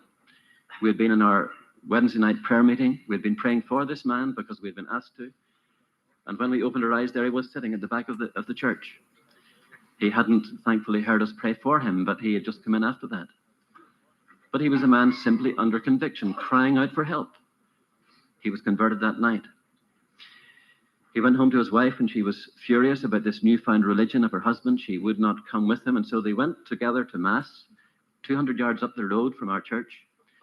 And then he and the children would come to what they called the Protestant Mass, the Presbyterian Mass. That was their term for it. They went to early Mass, and we were the late Mass. And then the wife would go home, and he and the children would stay. Until one Sunday, he was on duty in the barracks, and she came down with the children past our church. She refused to go in, of course, but they insisted on going in. And she said, I stood there on the footpath not knowing what to do, and found myself going in. And I still remember that morning too. I remember seeing her, to my astonishment, walking in during the sermon.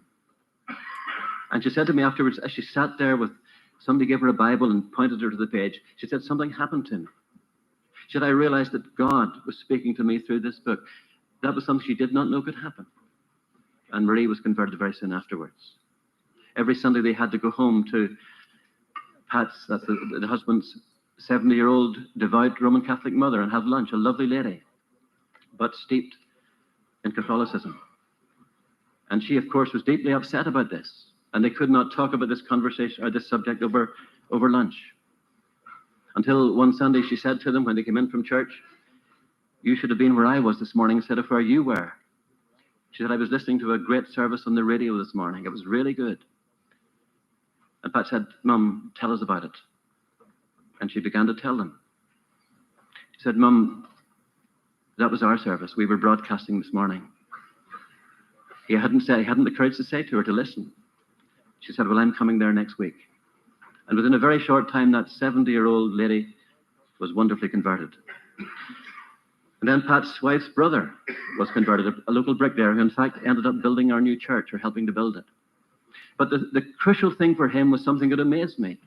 It wasn't what we would call the gospel. It was to discover that the second commandment was missing in his Bible. Why have the church taken out the second commandment? And with that discovery, the whole system collapsed for Morris. Strange thing to me, but that's how it affected him. He spent a week devouring the Bible, as he put it. And by the end of a week, he too was converted.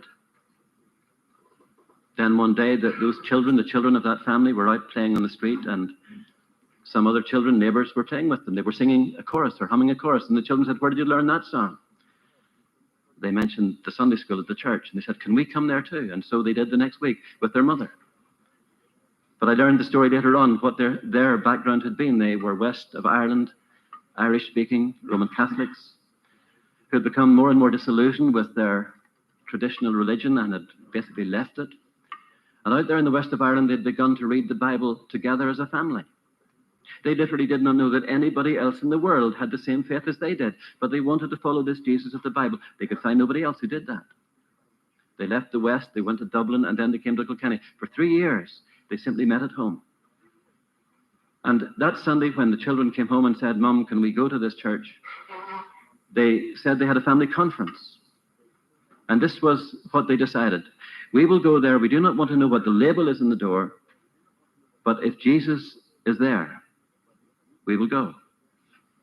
And I would love to tell you that they came to that discovery during a wonderful sermon, but that was not the case. What they told me was this: as they sat in the pew before the service, they were profoundly aware of the presence of God. And that family today, they're a very musical family. They help lead our worship, and have just been a wonderful support in the church. Here's another soldier who sees an ad in a local newspaper for a Bible study group in a hotel run by our Irish mission worker, our evangelist. He's having trouble with his wife, he's having trouble with himself, and he decides to go along to this. He doesn't get much out of it the first couple of weeks, but he begins to be interested. But his sister, he has two sisters. One is a pre-Vatican II, devout Catholic. One is a post-Vatican II. One a liberal and one a conservative. But the conservative is deeply upset that her brother's going to this cult or this sect in the hotel, and so she goes along the next week to get him out of it. And is absolutely gripped by what she hears there. The second sister, the liberal, hears about her first sister going to this cult, and she goes the next week to get her out of it. Same thing happens.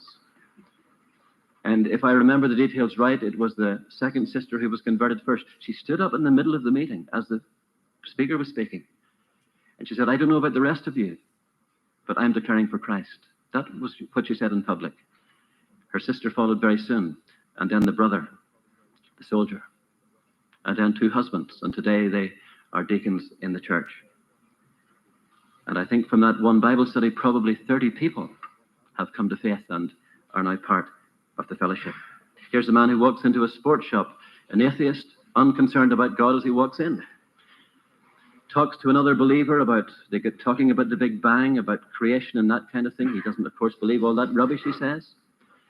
But by the end of that conversation, speaking to an unbeliever, something has touched him. He said, I walked out of that shop and I believed there is a God out there and I must find him. And he was disturbed, and he, by chance as it were, saw an ad for that Bible study in the hotel, went along, was converted almost the first time he was there. Was very embarrassed to go home to his wife to say that he had become a Christian. He didn't know how to express it. They hadn't gone to church for years. But he said, I went home and I decided to go to the shower so I wouldn't have to talk to her directly. But he left a little book, The Journey into Life, sitting on a table. He said, when I came out of the shower, I was nervous to hear what she would say. She was sitting in tears. She said, Paul, this is what I've needed all my life. Rita, the very first time she read the gospel in Journey into Life, was converted. Those are things that you cannot explain by organization or by planning or by systems or by schemes. It's something that God has been doing. Here's a teenager who comes to little youth club that we organized. The very first time she came, a very short epilogue, she believed. 16-year-old girl. Went the next day to her employer in a local pizzeria, told her about this gospel. That lady said, send someone to tell me about it. She was converted, turned up at church the next week with her 6 children, almost doubled the Sunday school at that point.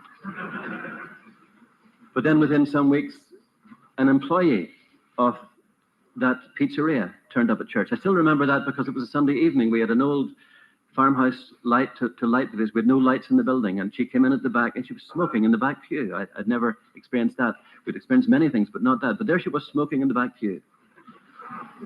And when I went up at the end of the service to try to express friendship to the visitors there, I tried to shake her hand, but she would have none of it. She said, I'll not be back in this place. And off she went. But not many months later, I was leading a little Bible study group, and there she was at the back.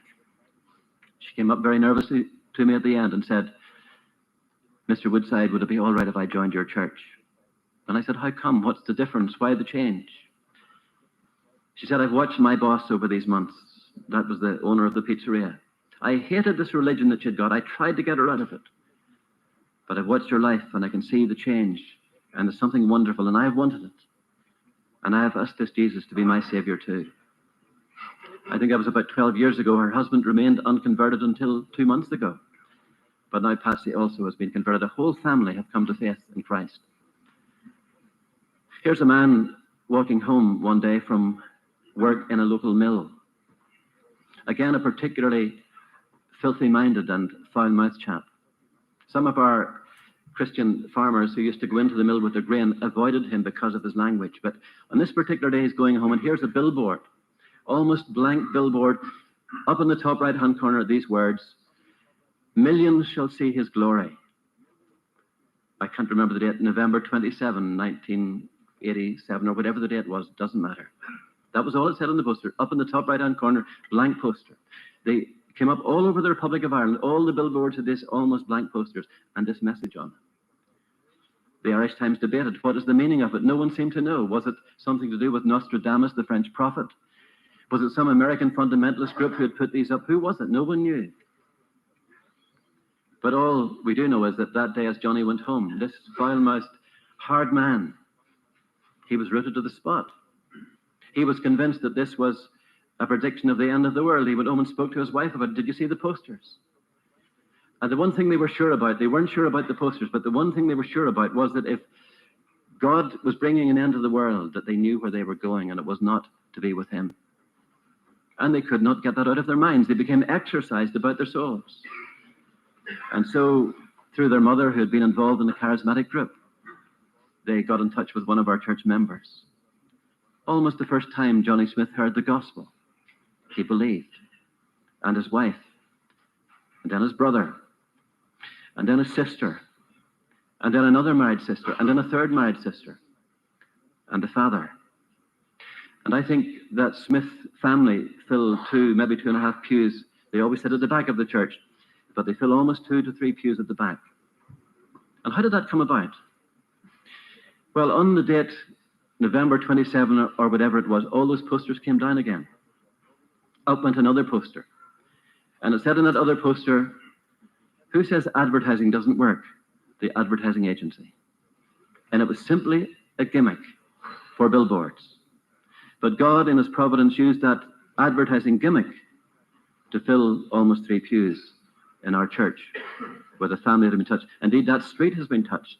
From a street where there were no believers, as far as we know, I think there are probably 4, 5, 6 homes in that little area now with believers in them. Here's a couple who simply walk in off the street. They met on a disco floor. They both confessed that they felt the emptiness of their lives. They'd got married, and they simply came to church one Sunday. They'd heard about the church, so they came. Tom and Helena still don't know when they were converted. All they know is that they have been converted. They simply sat week in and week out and came to faith. Tom today is one of our elders.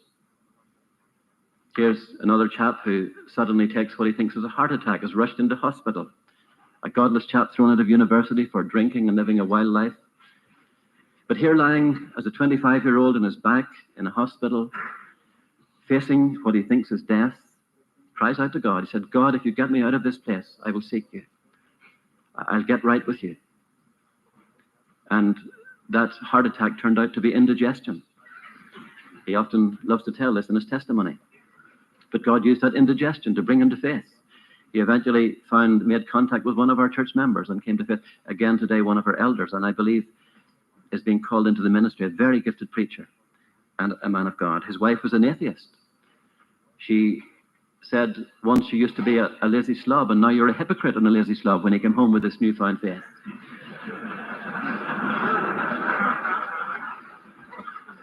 And so for almost a year, he said, look, would you visit the home? For almost a year, we visited that home, and I never once mentioned the gospel, deliberately never mentioned the gospel, because I knew that there would be hostile reception. In fact, we made a pact, Billy, my colleague, and myself, when we went to the house, we would never mention the gospel. And so week in, week out, we would go and we would talk about everything else under the sun. We would be friendly. We would talk about, we had a common training in science, and we talked about those things. When she introduced anything remotely religious, we dropped it again. And behind the scenes, she kept saying to her husband, when are they going to start? When are they going to start? But all we could do was pray until she was bursting for someone to tell her what this was all about. And it came through her 5-year-old daughter, who had been coming to the Bible clubs, who shared the gospel with her. And she went up to her bedroom and got down on her knees in tears and said, Lord, if you're there, please come to my life. She now leads Our Lady's work. I could go on telling you story after story. I think of a girl who was walking past on the street one day outside the church in the early days when there was an international cycle race going right past the door of the church. She couldn't get past on the footpath. She heard the music of the hymns. She'd never been in a Protestant church in her life. She said, but something drew me in to that building. She feared going through the door. She'd never gone through. She said, I almost felt that boiling oil or something would fall on my head. But in she went, normal little church, and never ceased to come. She was converted. She has been the staff worker in a little Christian bookshop for many years now. Her husband, a local DJ who was very hostile to this faith, within a year also had been converted. I could speak of others who have come to faith simply through the consistent godly witness of a neighbor over many, many years. I think of those who came to the church not because of the gospel, but because they said this was the family I never knew. And that was the link. Here was a family of people who seemed to care for them. And that was the beginning.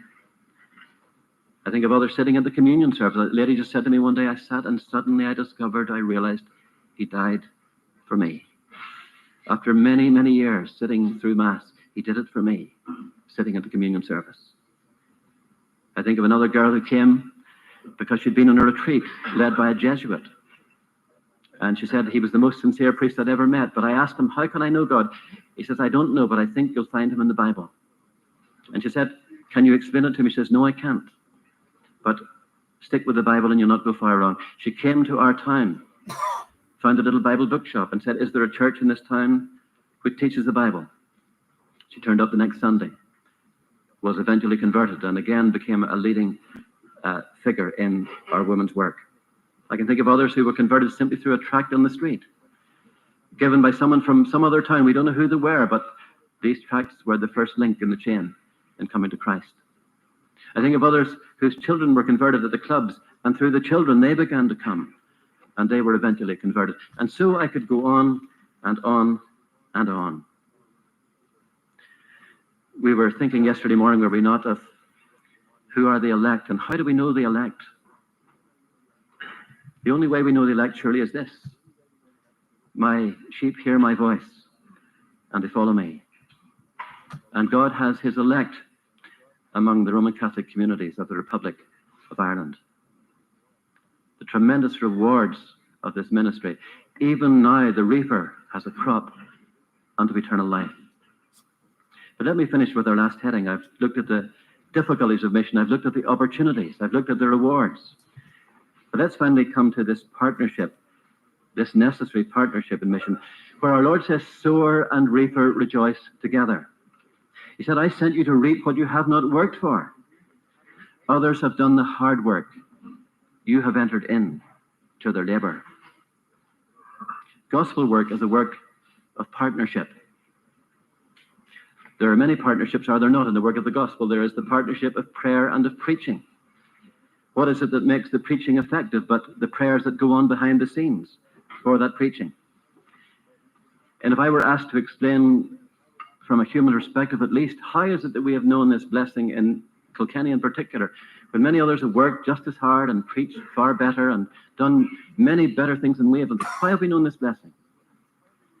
Perhaps one of the things I can point to is a little group of men who for 50 years, have prayed every single Friday night in Kilkenny for that community. And they still do to this day. They were in their 20s then. Some have died, but those who remain are in their 70s or 80s. Every Friday night in life, they pray and have prayed for that community. Surely God has been answering their prayers.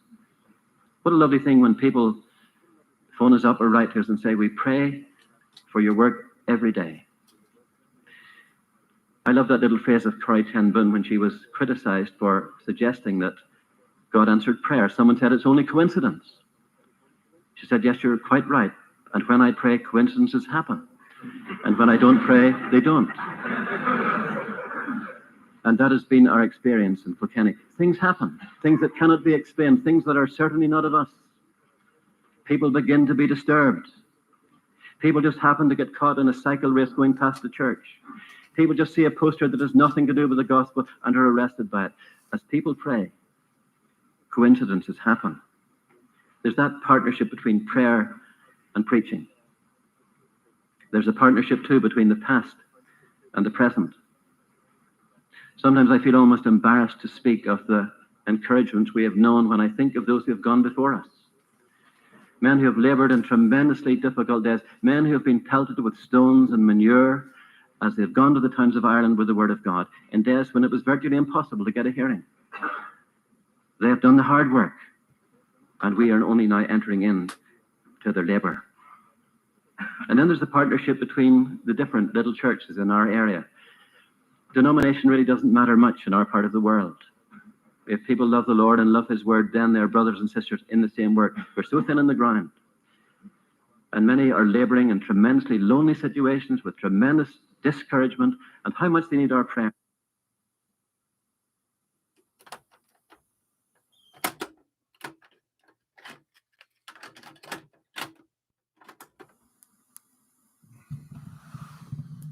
Chi'n all right? Dwi'n mwynhau gwrando ar hwn. Dwi'n siŵr os di'n para ar yr ochr arall, os di'n parhau. Dwi'n meddwl bod e. John Woodside yw enw'r pregethwr. Dwi ddim yn siŵr iawn pryd oedd e then pregethu. Does dim byd ar yr ochr arall, dwi ddim yn meddwl.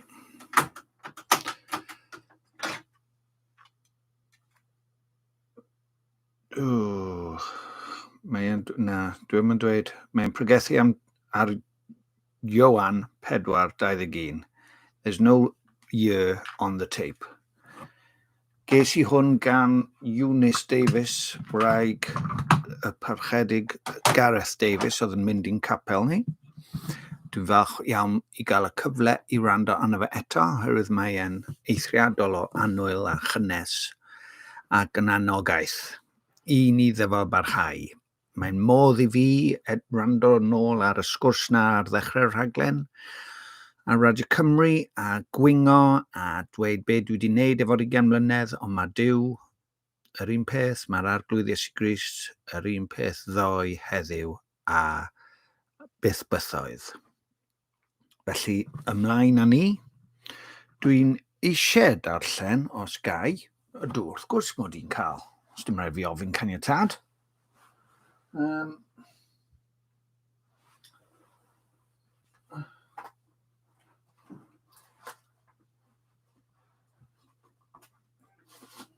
Ni ddim wedi darllen Paca. A ni ddim wedi darllen... Ni ddim wedi darllen Paca a ni ddim wedi darllen Cecil. Nawr te, gadewch ni weld.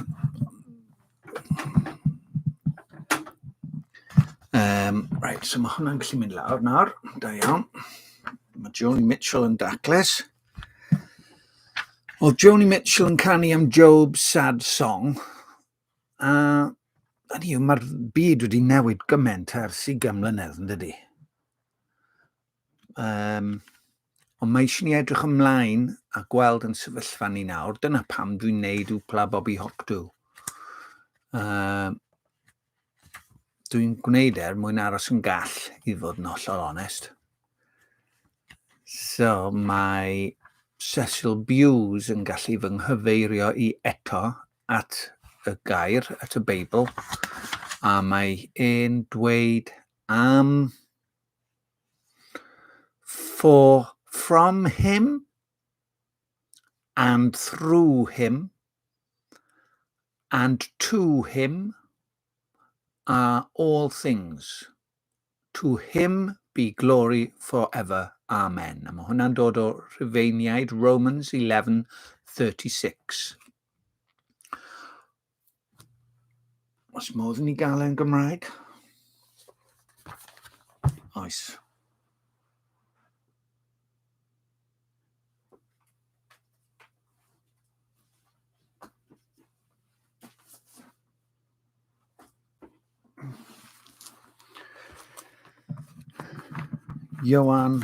Rhufeiniaid 11. Mae Rhufeiniaid 11 yn sôn am Israel. Ond be mae'r adnod yma yn dweud, yn cyfeirio at Iesu Grist. A'r 36, adnod 36, mae e'n dweud 36. Nawn ni fynd o 33. O ddyfnder cyfoeth Duw, a'i ddoethineb a'i wybodaeth, mor anchwiliadwy ei farnedigaethau, mor o anolrheiniadwy ei ffyrdd, oherwydd pwy a allan adnabu feddwl yr arglwydd, pwy a fi'n ei gynghori ef, pwy a achubodd y blaen arno, a rhodd i gael rhodd yn ôl ganddo. Sgwn i o le mae hwnna'n dod yn yr Hen Testament. Ai Isaiah yw e? Neu ai Job? Falle gawn ni'r ateb mewn munud.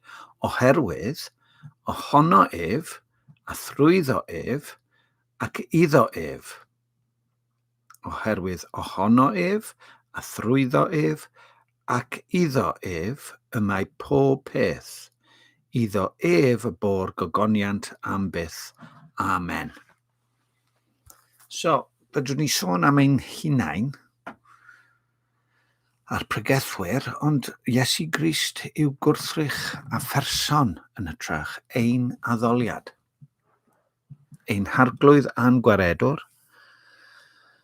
I think when 3 of the disciples of Jesus were privileged to stand on the Mount of Transfiguration and see him in his heavenly glory, they must have been almost breathless with excitement. They will have remembered his lowly behavior amongst them, his compassion on the multitudes, his concern for the sick and the bereaved, and his wonderful teaching for his disciples. Then suddenly to be confronted with the first glimpse of the majesty and glory from which he came must have made them realize what a marvelous privilege it was to be his humble servants. So Paul speaks of him with awe and wonder. Our Lord Jesus Christ, in him all things were created in heaven and earth. He upholds the universe by his word of power. He is before all things, and in him all things hold together. Colossiaid 1:15-17. See also Hebrews 1-3. When you begin to realize who he truly is, you can do nothing but praise him from the very bottom of your heart. Praise him, Jesus, our blessed Redeemer. Heavenly portals loud with hosannas ring. Jesus, Saviour, reigneth for ever and ever. Crown him, prophet and priest and king. However much we may know about him, it is only a fraction of what there is to be known, and a life spent in his service will constantly reveal more and more of his amazing love and peace and joy. In church today, as prayers were being said, I heard a 3-year-old baby saying Amen after each one. She was just beginning to know him. A fi ne wedi dal William heddi. Dwi'n mynd I roi gweddi ychwanegol I William Thomas heddi. Os dim byd yn well na dal babi. A chi'n meddwl, ydw i'n mynd I ollwng y babi yma? Na, chi mor ofalus. Just mae'r holl beth yn anhygoel. So, gyda hwnna, dwi'n mynd I droi ar paca. Dy gloch di. 1:47. Reit, paca yn dweud lle ni wedi cyrraedd paca, sgwn I. Ni wedi cyrraedd rhagfyr. Yeah. The crowds were astonished at his teaching, for he taught them as one who had authority and not as their scribes. Matthew 7:28-29. Jesus' teaching in Matthew chapters 6 and 7 is in the form of a sermon rather than a lecture.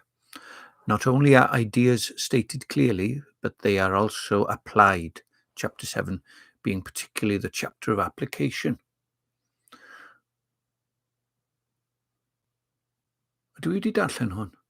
Ydw. Do, dwi wedi wneud hwn. So awn ni mlaen. Take my yoke upon you and learn from me. Fi o'n I sôn am yr iau heddi, ynddo? Take my yoke upon you and learn from me, for I am gentle and lowly in heart, and you will find rest for your souls. Rest for your souls. Matthew 11:29. Gostyngeidrwydd Iesu Grist. In the time of Christ, 2 oxen pulling a cart would have one big yoke across both their necks. Jesus tells us to be yoked with him and pull along with him. In other words, learn to live as he lived. Why? For I am lowly in heart.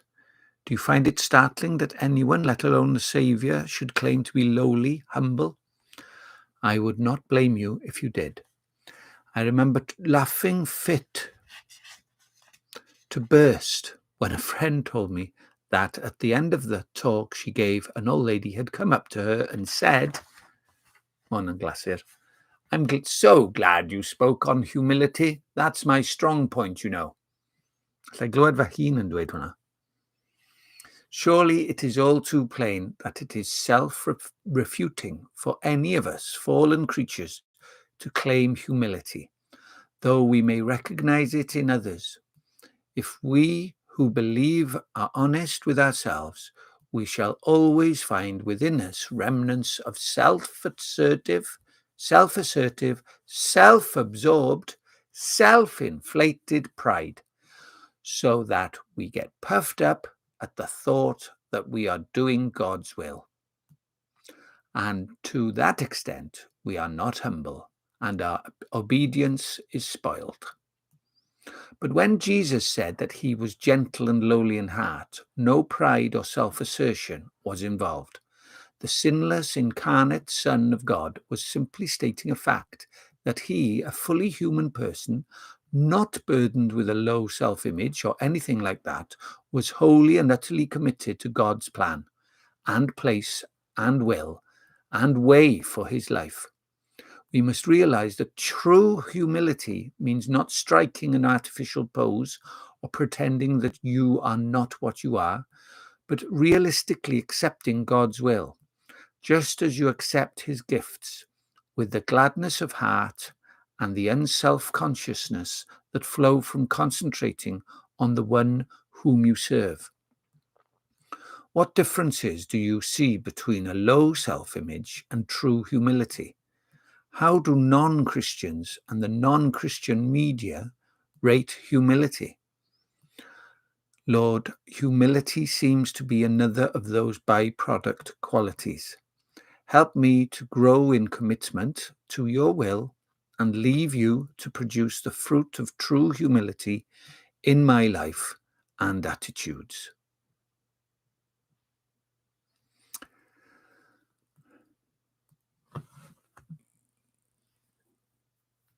Ni'n mynd I gario ymlaen nes bod yn 2 awr. Not that I have already obtained this or am already perfect, but I press on to make it my own. Philippians 3:12. A veteran psychologist defined human maturity as emotional maturity.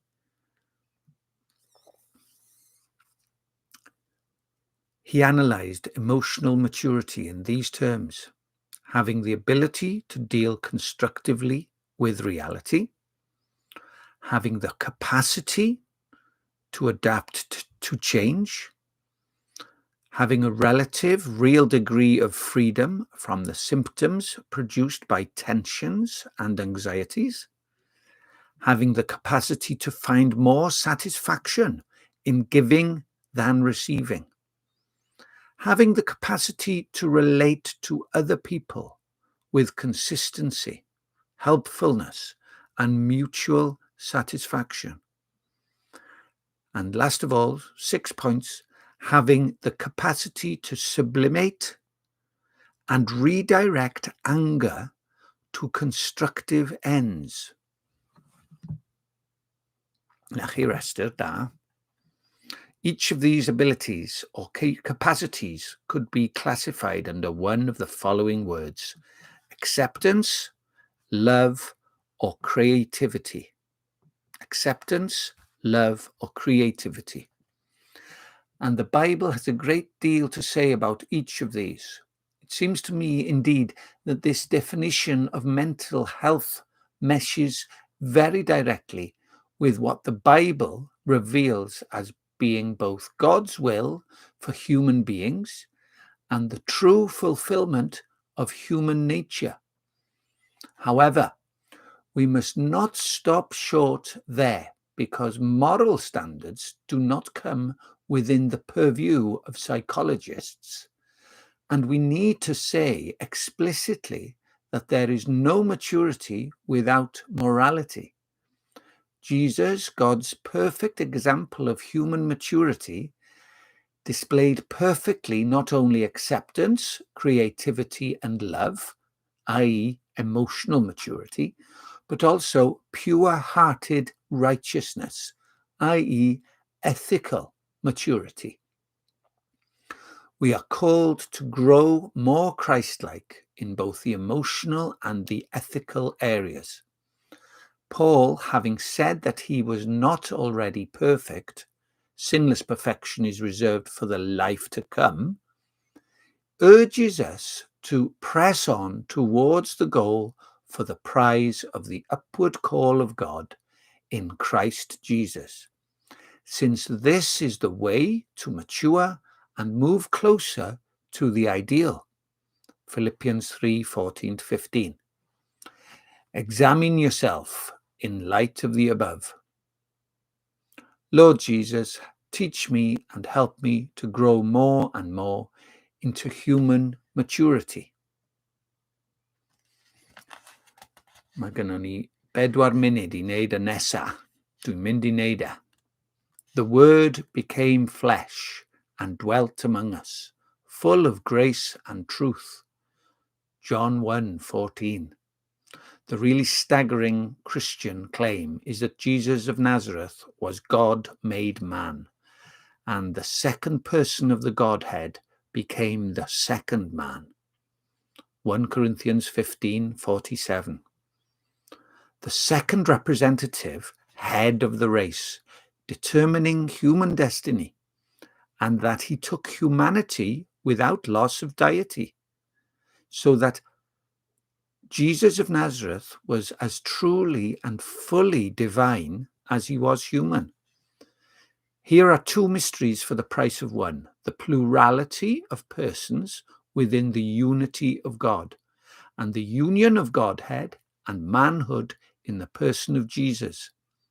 It is here, in the thing that happened at the first Christmas, that the most profound, unfathomable depths of the Christian revelation lie. God became man. The divine Son became a Jew. The Almighty appeared on earth as a helpless human baby, unable to do more than lie and stare and wriggle and make noises, needing to be fed and changed and taught to talk like any other child. And there was no illusion or deception in this. The babyhood of the Son of God was a reality. The more you think about it, the more staggering it gets. Nothing in fiction is so fantastic as this truth of the incarnation. This is the real stumbling block in Christianity. It is here that Jews, Muslims, Unitarians, Jehovah's Witnesses, and others have come to grief. It is from misbelief, or at least inadequate belief, about the incarnation that difficulties at other points in the gospel story usually spring, i.e., the virgin birth, miracles, atonement, and resurrection. But once the incarnation is grasped as a reality, these other difficulties dissolve. Lord, I marvel again at your willingness to be a vulnerable, helpless, dependent baby for our sakes. Am I willing to put myself into vulnerable positions for love of God and others?